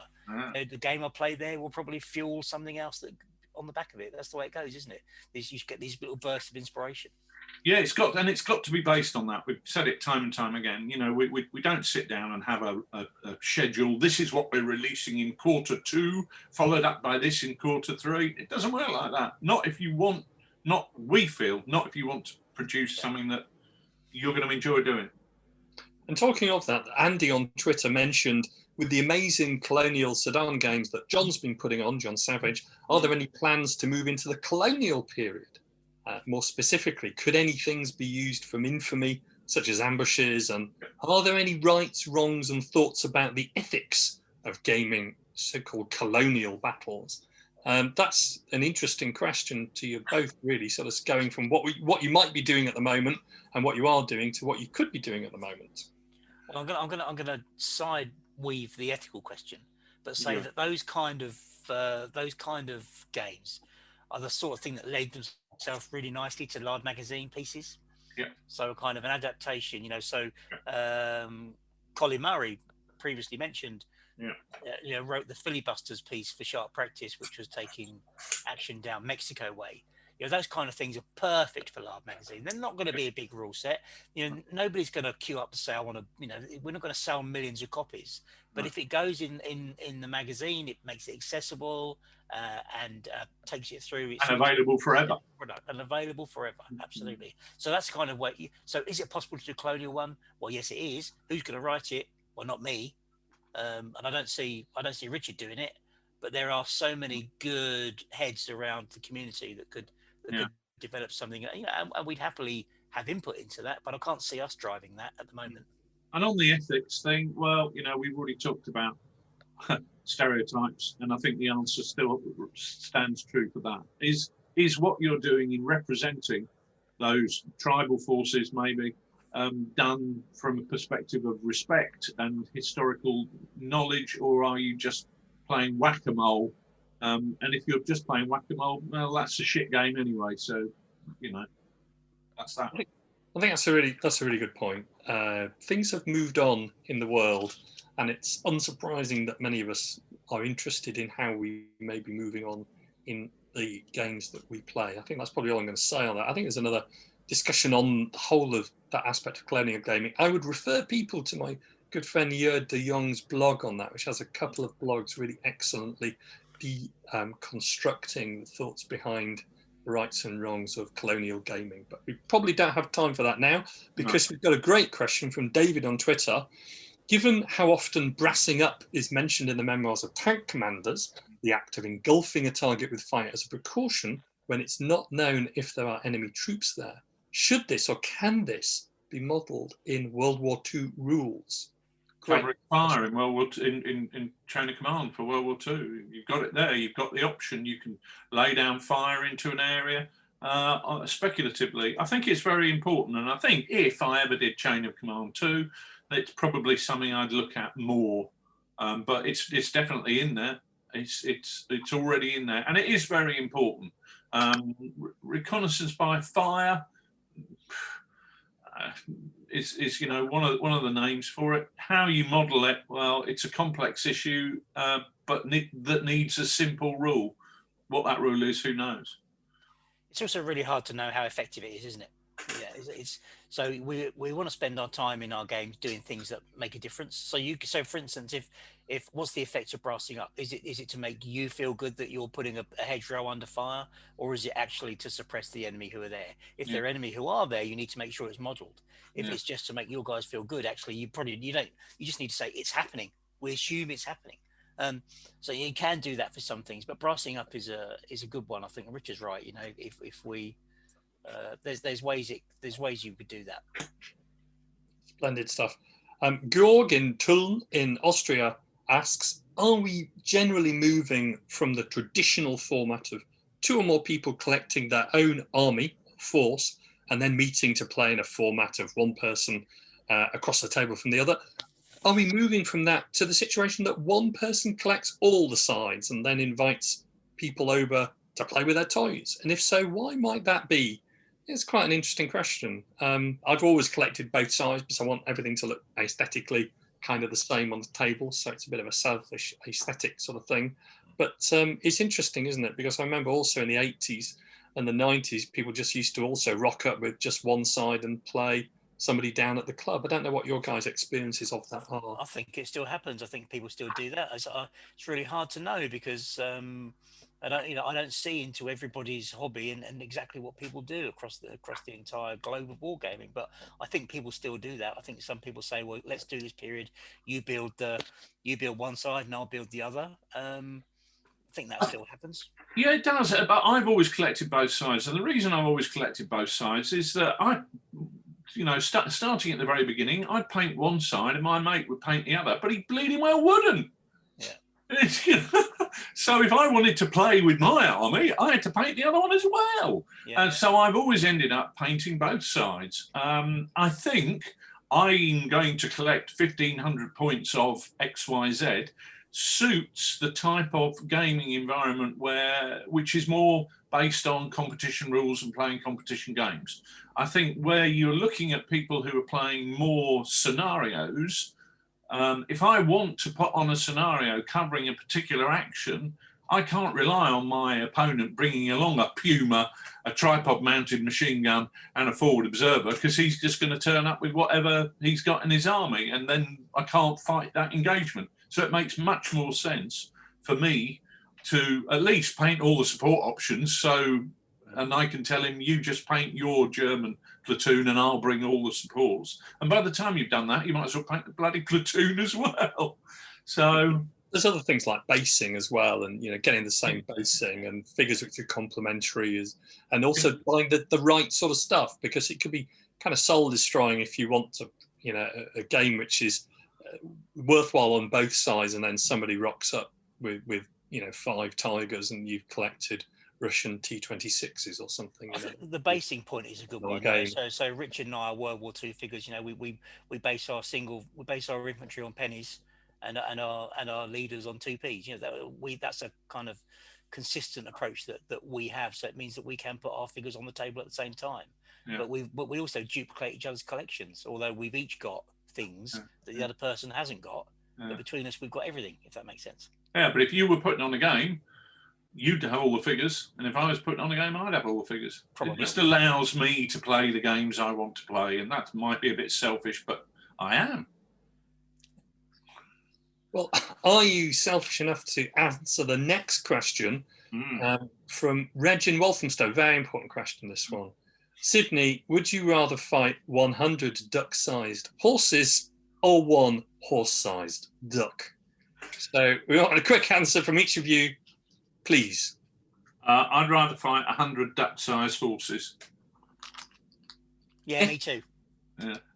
Me too. I don't like the sound of the horse-sized. No, that sounds terrifying. I can divide and conquer with those little bastards, but that great big one, he might just kick me in the knackers, and that's it. Game over. Very good. Per Broden in South London, good chum, asked that he was talking about some of the materials we use in the hobby with his son. And Per asked whether we fully appreciate the need to protect us as wargamers from dust, fumes, and other potentially harmful effects. Per said that his common sense is that any exposure is only for a short time, and there's not a lot of exposure based on the size of what we're doing with wargaming figures and wargaming terrain. But then reflecting on the other hand of the amount of hobbying he does, he probably adds up. Do we have any advice for making the hobby safer? It's a really interesting question. Wear a mask. Wear a mask when cutting MDF or spraying with aerosol sprays. I do both regularly, and when I wasn't using a mask, because it's like, I'm too tough for a mask, I was getting really bad. I would get really bad chest pains, and I found myself cutting up some MDF a couple of days ago in the workshop, and suddenly halfway through I realized I hadn't put a mask on, and I was coughing for the next 24 hours getting rid of all that blooming MDF dust, and that is not good for you. That stuff can kill you, as can paints. So buy a good mask. Don't just buy one of those like a face mask you get for COVID. Buy a proper mask from a do-it-yourself shop with proper filters, and keep it maintained, because things like that can kill you. There's a reason why products have safety information on them. So read the information, follow the advice, don't die. It is, but I don't read the information. I just put the bleeding mask on because it's quicker than reading the can. Just put your NBC outfit on, and you're covered. Yeah, but I mean, normally if I'm cutting MDF, I try and do it outside, Yeah. But it was pissing down with rain, so that's ridiculous. I wasn't going to do that. But yeah, and it covers everything. Think about storing of combustibles to all that kind of stuff. You just need to be thoughtful and safety focused. Yeah. It sounds boring, but it does matter. Yeah, I hardly ever cut MDF. I mean, I avoid it like plague, really, to be honest. You get your wife to do it. No, I just don't. I'll get it cut in the store. I buy it ready cut. I mean, I just don't like MDF. No, it's not nice. It's not good. I just don't cut it. Yeah. And I think also there's things like all sort of solvents. I mean, you mentioned about spraying. I would never spray without a proper face mask. No. I don't like spraying anyway. So I paint on my undercoat because I don't really like the effect the spray gives. But certainly some of the solvents you get, I think you just want to be careful about those on the hands. Here I am. I'm sounding very woke here, but I mean, at the risk of people laughing, I mean, things like latex gloves are really quite useful to sort of put in your hands when you're dealing with solvents and stuff like that. I can tell. I knew you were going to laugh and smile at that. I'm not laughing. I'm looking at you with contempt. We should move on. I do hope that's been useful. Stay safe, sir. Patrick on Facebook says, "Will algae ever pull it off again? The bag, the Hun variant is okay, but I want the real deal." We've almost answered, I think. Yeah. I hope so. That, I hope so. What algae is turning into water focker. But good. yeah, I really do hope so. Morgan in Bedford asks, "Are there any periods and theatres you'd love to wargame, but there just aren't any models available?" Probably. Almost certainly, Morgan. Almost certainly. So my gaming career, my gaming life seems to have been one of those where I've always wanted to game something where there were no figures available, and then after I've been doing it for 5 years, a range of figures becomes available, and you wish that you'd throw your old stuff in the bin that you had to custom build to make it happen. I tell you what I want. I want people to design some frogman figures. I want to be able to fight some underwater games with some figures, sort of in the frogman outfits and the deep sea divers. Now that's a fun thing to do, but can you get any decent figures for it? Not that I've seen. Marine Boy. Yeah. And Splasher. Yeah. I want to fight sharks. Right? I want to be able to do that. Never mind. You sharky bastards. I'll take you on. Size ducks. I want to fight frogmen versus sharks. I was thinking more of Stingray when you mentioned that, and if anyone could put a arena figure on Stingray, that would be welcome. G-Troy. I think it's not so much ranges, it's figures. I mean, there's a lot of ranges that I think are partially finished. I think we can all think of figures that we need on ranges, and which we just don't have. I mean, I've only come across one figure which is really useful.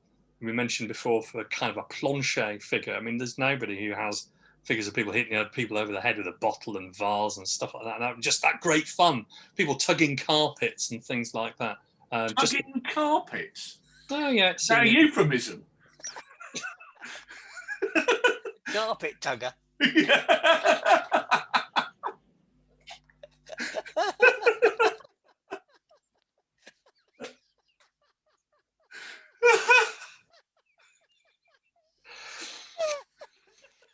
Not really that funny.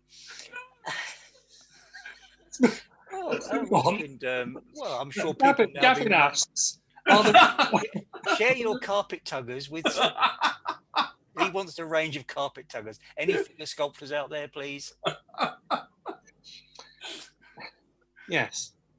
Let's move on. Gavin asks, are there any plans for a set of rules suitable for hyphenated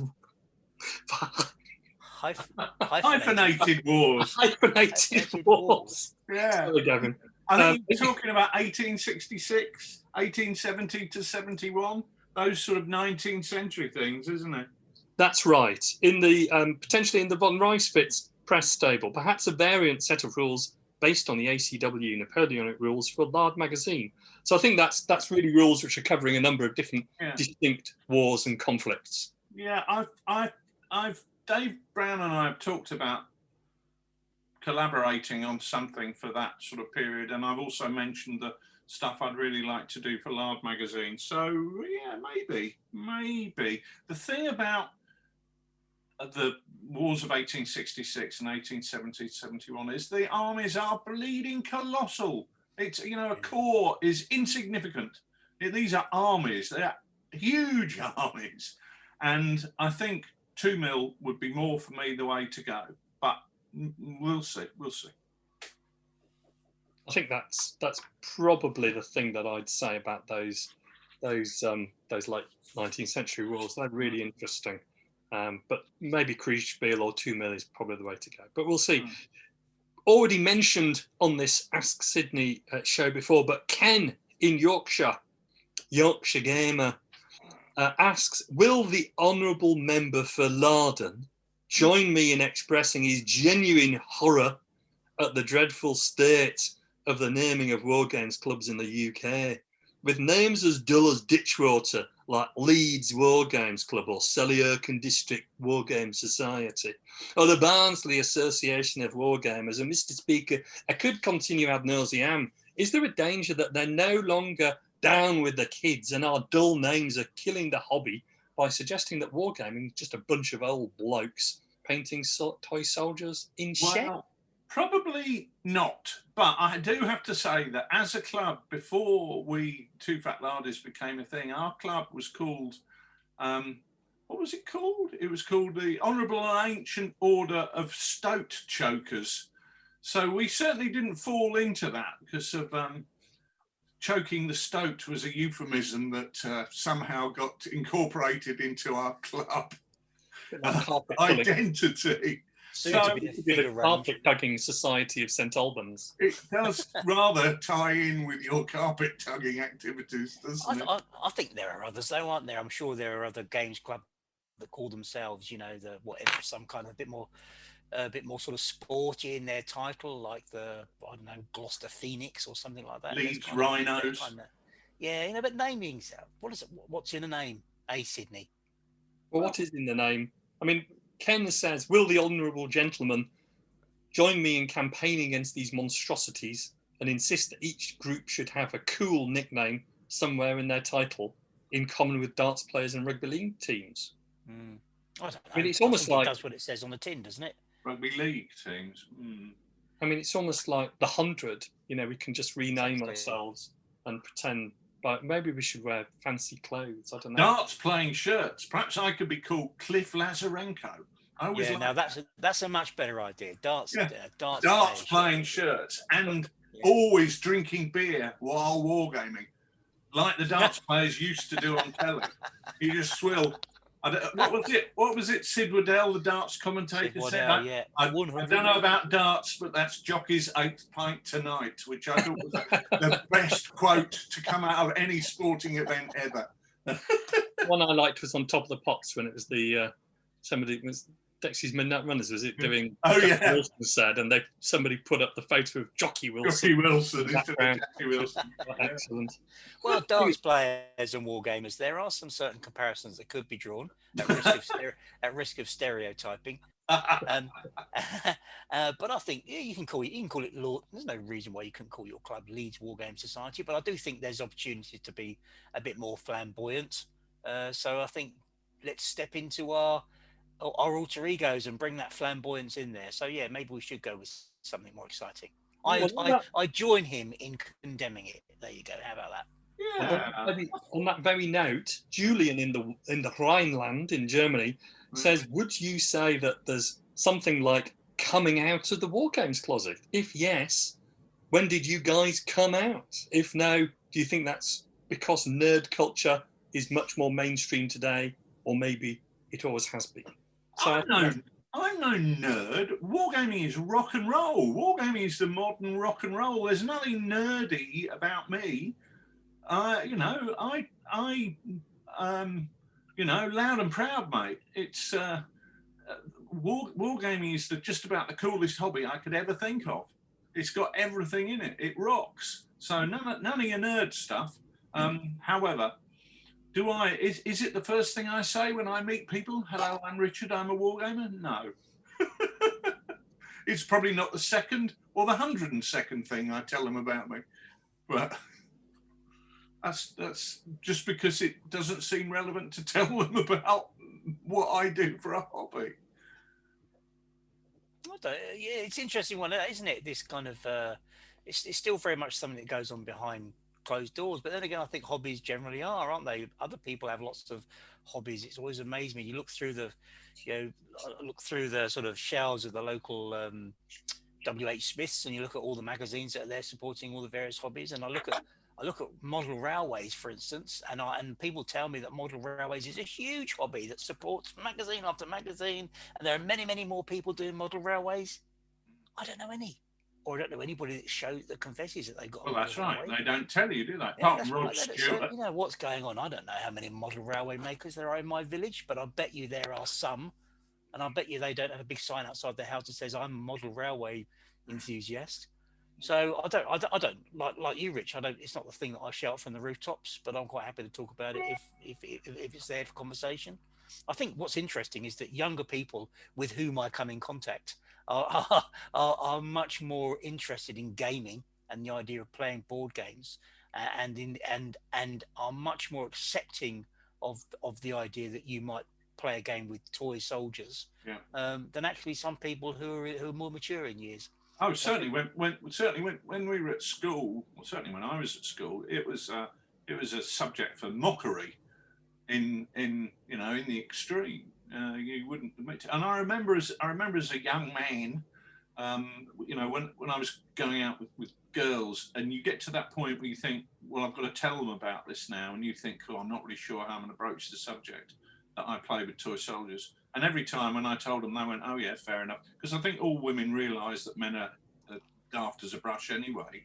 And consequently, whatever we do as hobbies, they just think, well, it doesn't really matter. So I found whenever I've told anybody, people have tended to be more interested than disinterested. And, well, I think it's a great hobby. I think it's cool. It's the right word. It's great. It's rock and roll, mate. I think threading those two questions from Ken and Julian together is quite interesting, really, because I think things have changed. I don't think we need a cool new name, because I think things have changed. And I was on the phone with my sister 2 nights ago, and my niece, who's I think probably now 21, we were talking about something, and my sister mentioned that my niece has got into Dungeons and Dragons, which is absolutely fantastic. But a lot of her friends do it, and I know this is happening. And she mentioned the Critical Role video blog. Kind of podcast, video cast is hugely popular, and which I've watched a couple of times, and my niece Rhiannon is really into that. And it was just and something about me said, well, that's cool, but there's also surprise, because things have moved on so much. Because at school, if you said you were into Dungeons and Dragons, people would think that you were some sort of geeky sort of nerd. And I think things have moved on so much. So all my friends kind of know that I'm a wargamer. People at work don't, because I like to keep a bit of distance between professional business environment and a personal environment. But I think that's just normal for a lot of people. I don't tell them that I also do things as football coach and sometimes referee as well for my kids' football team. Underwear theft. That's not part of my activities. See, you look at this weekend. Look at gaming cafes and the kind of growth in those. I'd very happily run a war game at a gaming cafe. You have to sit there with some friends, play a proper war game, whilst other people around us are playing Ludo or Flam Rouge or whatever the train one's called. That's good fun as well. I can't remember. I play all those kind of games. My kids are into that, and their friends sort of play a few games as well. And this weekend, UK Games Expo is on. Now, I haven't gone this year, but in previous years I've gone. And what I've noticed from looking at the social media threads from UK Games Expo this year is that it appears that there's more wargamey type things at Games Expo. So I know, for instance, that Guy from WSS has been there, and he's been tweeting photos. I think Rubicon have been there. They've got some figure ranges. They've got some, World War II ranges that they're there with, and some others as well. I just noticed that actually, I think there's a bit more of a blending of the hobby that's happening, which is great, because board games are really good, and they can be really interesting crossover points to go from one hobby to the other, and it's good. So I don't think there's anything to hide in a closet about. No, although I recognise that actually it's something that that I can look in my own closet and see myself as a wargamer there, and what have I shared about my gaming with whom over the years is an interesting reflection. Very good. And I think one of the things which is really developed is the business side of the gaming hobby. And Sean in Kent asks us a really good question. With Games Workshop handing out £5,000 bonuses due to the pandemic sales boom, which is in the news this week, what can Rich and Nick add to their Christmas wish list with their TFL bonus? Seriously, have small independents also had a big sales boost during the COVID pandemic? Well, I sent Nick his 75p bonus earlier this week, so he can spend that on whatever he wants. I told him there were no restrictions on what he spent that on, but yeah, definitely. It's interesting. As we went into lockdown, in the first lockdown in the UK, sales were fabulous. We had a situation where we released 2 sets of rules during lockdown. Infamy was the biggest release we've ever had in terms of sales. However, we then go on to discover that what happens with a set of rules normally is you get a big peak in sales when you release a set of rules, and then there's a bit of a lull, and then people take it to the club. It takes a bit of time, takes a month, maybe 6 weeks for people to paint their armies up. Then they take it to the club, and then you get a second spike, and that second spike is not as high, but it lasts for longer because more and more people are being exposed to a new game and trying it at the club, and then taking that from there. And we haven't had that. We simply haven't had that with either Infamy or O Group because people have just not really been able to go to the club and do that. So it's been a mixed.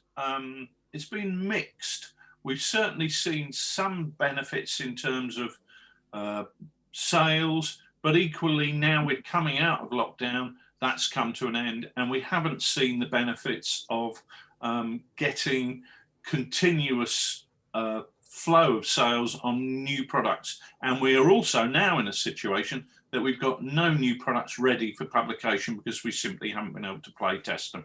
And that's true of supplementary materials such as Arnhem, as is of the Far East Handbook for Chain of Command, as it is for new products, new rule sets such as Part 2 of Infamy. So when it comes out of it, and we won't know for probably another year, 2 years, we'll probably see that overall sales have been exactly the bleeding same because you can't spend money if you ain't got it. And people spend money on their hobby when they've got it and don't spend money on their hobby when they've spent it all.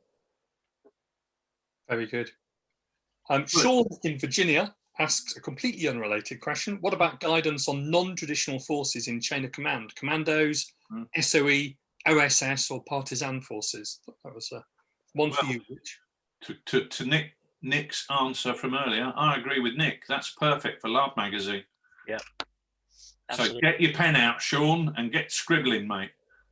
Yeah, a bit of history about them, and then kind of unit force composition, unit rosters, that kind of thing. That's all.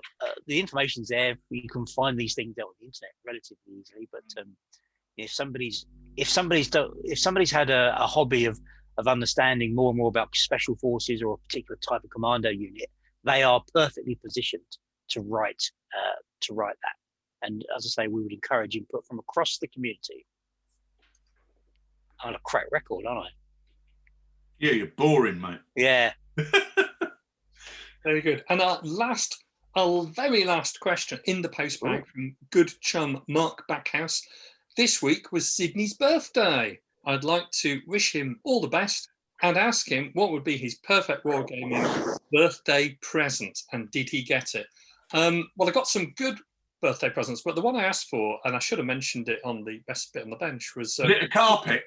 Was not a carpet. No, it was not a carpet. It was a jeweller's saw, which my wife got from Cook's Jewellers online, which is a big jewellers online sales sort of thing. And it's a jeweller's saw with all different sort of fine sort of saws, so I can go on hacking off figures' heads and arms and swapping them around with other things. So that was great. That was great. Has she used it to cut her wedding ring off yet? So is that the blade? That's the blade you're flashing at the moment, is it, Sidney? That's what I'm going to admit to anyway. So that pretty much empties our post bags. Apologies if we missed your question. We had a cut-off last night so we could prepare the script. Yes, there is one. And I know that some are being posted as we came into the studio. But looking forwards, we've got some events coming up, which will be, which is going to mention now. So we have Clotted Lard coming in Exeter on the 18th of September. Nick, I think you mentioned that you would be going to that. I'm going. I've booked my accommodation now as well, so I shall be there for the day. I'll be there in the daytime. And Bob has sent out a list of games. I haven't replied yet, Bob, have I? But I will let you know which game that I'm up for. There's some great games on display there, Sidney, actually, from across the world of lard. IBSN, Kiss Me Hardy, they're all there. And then Eborg Lard near York on the 23rd of October this year, followed a week later on the 30th of October by a Lardy Games Day at the brand new Bristol Independent Gaming Venue in Bristol. And then on the... They've moved, I believe. They are moving, or they have moved. I'm not sure which, but yeah, new premises. So looking forward to that. It should be great fun. I'll be there for that. And then on the 13th of November, we'll not be at Salute this year. We don't have a stand at Salute, but we will be very near to Salute in Excel, hosting an at-home at a local hostelry where you'll be able to find us for a drink and a chat, more details of which will follow. And then a week later, on the 20th of November, we have Steel Lard in Sheffield, which I'm going up to. And I think you mentioned that you might be going to as well, Richard. Oh, I'm definitely going, mate. I'm definitely going. I think I'm going too. I think we're all in for that. Oh, the Three Musketeers. Which is All strange. for one. Because I said to Tom that if we have the game ready, I will take up Flashing Blades, stroke All for One, whatever we've called it. Flashing Blades. It's not called All for One. It's never going to be called that. I'm sorry. Everyone, it's Flashing Blades. Good. You've done that. With good. Flashing Blades, it's called. With Flashing Blades. With Flashing Blades. So that'll keep the IP lawyers off our back. Absolutely. So the diary is really filling up once again, which is always great to see. Thank you very much for all those people who are putting on those events. I'm sure they'll all be fantastic. And finally, a couple of shout outs. Firstly, and most importantly, to wish everyone's favourite garden gnome, Aid Deacon, and his lovely wife, Dolly, you've put here on the script. I know it's not Dolly. All the best, as they've been poorly. And Patsy. I do hope you get well soon, Aid and Patsy. They were ill with COVID, but hopefully coming round now. So very best wishes for all three of us. And a huge good day for our Van Diemen's Lard Facebook group, for the chaps enjoying our rules on the other side of the planet.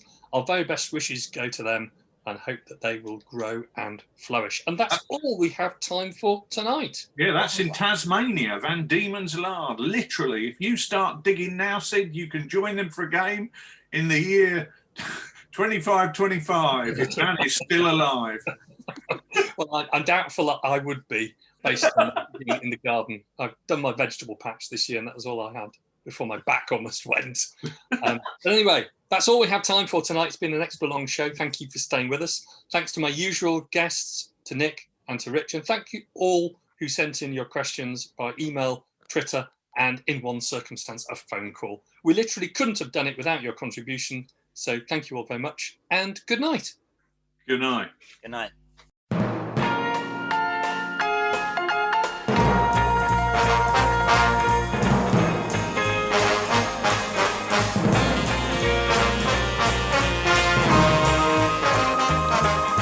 Tonight's show, Sidney Roundwood was joined by Nick Skinner and Richard Clark, with music by Roger Barraclough and his band.